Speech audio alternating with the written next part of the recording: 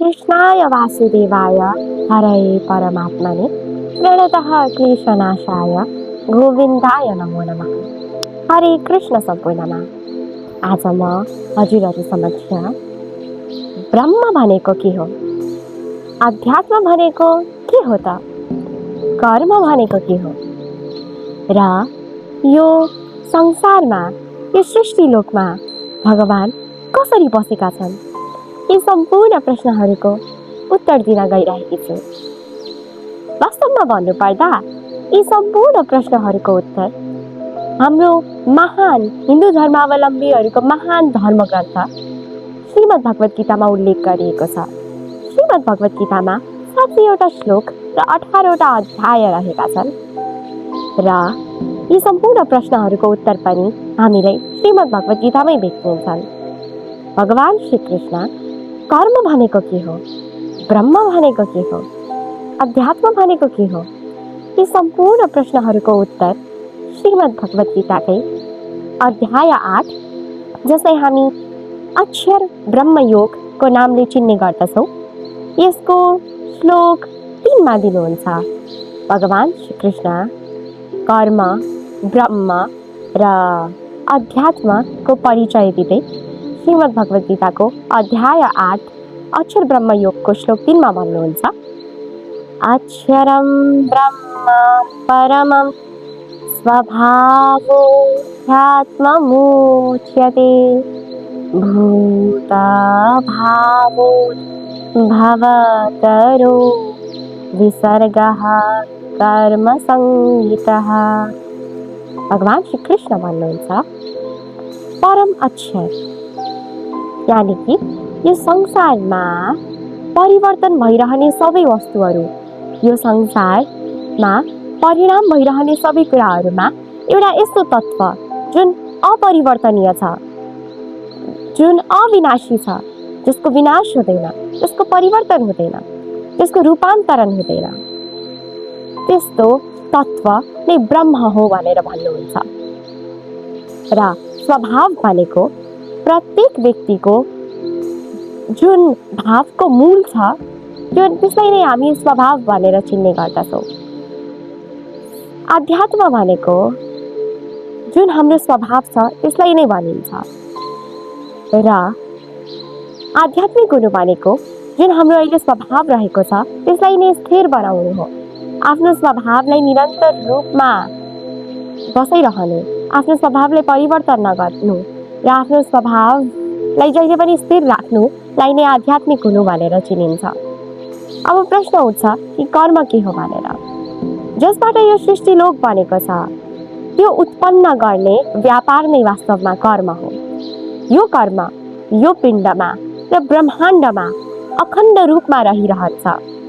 सरल भाषा शैलीमा भन्दा जसबाट हाम्रो शरीर बनेको छ, जुन कुराबाट हाम्रो शरीर बनेको छ, त्यो कारणलाई नै उत्पन्न गर्ने व्यापारलाई नै हामी कर्म भनेर चिन्ने गर्दछौँ।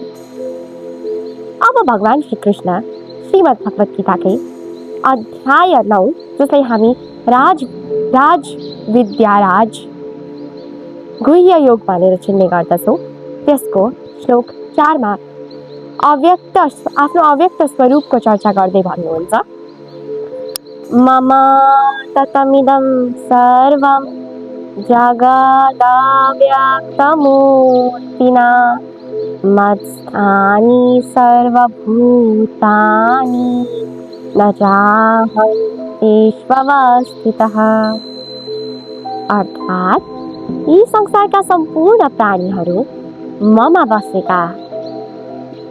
बसेका छन्, म यिनीहरूमा बसेको छैन।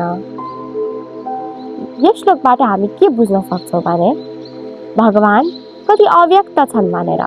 भगवान हामीले भन्नुहुन्छ कि यस संसारका सम्पूर्ण प्राणीहरू ममा बसेका छन् तर म तिनीहरूमा बसेको छैन। यसले उनको अव्यक्त स्वरूप निर्धारण गर्ने गर्दछ। उनी अव्यक्त हुनुहुन्छ, उनी अव्यक्त भएर सबैमा व्याप्त हुनुहुन्छ।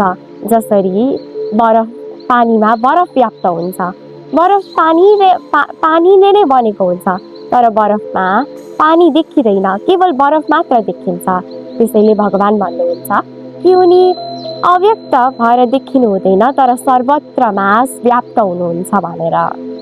यसै गरी श्रीमद् भगवत गीताको अध्याय 9 राज विद्याराज गुह्य योगकै श्लोक 6 मा भगवानले भन्नुभएको छ, यथाकाष्ठितो नित्यं वायुः सर्वत्र गो महान् तथा सर्वाणि भूतानि मत्स्थानि उपधारय। भगवान भन्नुहुन्छ, जसरी यो सर्वत्र व्याप्त भएको वायु आकाशमा गएर बसेको हुन्छ, त्यसरी नै यो संसार ममा व्याप्त छ। यस श्लोकबाट हामी के बुझ्न सक्छौँ भने न त भगवानमा यो संसार छ, न त यो संसारमा भगवान हुनुहुन्छ। मायाले हामीलाई त्यही कुरा देखाउँछ जुन कुरा असत्य हुन्छ। माया त्यही कुरा सत्य प्रमाणित गर्न खोज्छ जुन कुरा आफैमा असत्य हुन्छ।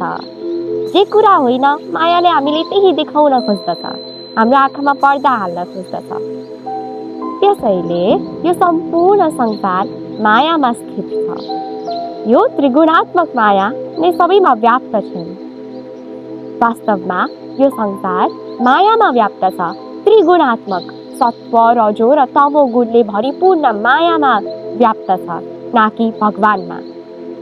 यी त्रिगुणात्मक मायाले नै यो संसारको सिर्जना गर्छ, यो संसारको सृष्टि गर्छ, यसै संसारको पालना पनि गर्छ र यसै सृष्टिको विनाश पनि गर्ने गर्दछन्। त्यसैले यो संसार मायामा व्याप्त छ, मायामा स्थित छ, भगवानमा होइन। जसरी आकाशमा वायु व्याप्त रहेको हुन्छ, यद्यपि आकाशमा वायु छ तर त्यो वायु आकाशमा निर्लिप्त रहेको हुन्छ, त्यसरी नै भगवान यो संसारबाट निर्लिप्त हुनुहुन्छ। उनी असङ्ग हुनुहुन्छ, उनी शुद्ध हुनुहुन्छ। माया भगवान नहुँदासम्म केही पनि गर्न सक्दिनन्, उनको केही पनि भूमिका रहँदैन। हरे कृष्ण।